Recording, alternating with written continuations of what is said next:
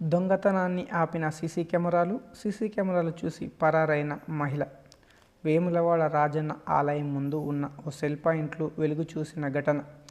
నిత్యం రద్దీగా ఉండే రోడ్లు, తెల్లవారితే కిక్కిరిసిపోయే దక్షిణ కాశీగా ప్రసిద్ధిగాంచిన వేములవాడ రాజన్న ఆలయ పరిసరాల్లో ఉన్నటువంటి ఓ సెల్ పాయింట్లో గుర్తు తెలియని మహిళ దొంగతనానికి ప్రయత్నించి విఫలమైంది. శనివారం తెల్లవారుజామున రాజన్న ఆలయం ముందు ఉన్న సెల్ పాయింట్లో ఓ మహిళ తాళాన్ని పగలగొట్టడానికి ప్రయత్నించింది. ఎంత ప్రయత్నించినా అది తెరుచుకోకపోవడంతో చివరకు ఆమె ప్రయత్నాన్ని మానుకుంది. చివరి సమయంలో షాప్ పైన సీసీ కెమెరాలు చూసి మహిళ ఒక్కసారిగా కంగుతిని అక్కడి నుంచి వెళ్ళిపోయిన విజువల్స్ ఇప్పుడు మనం చూడొచ్చు.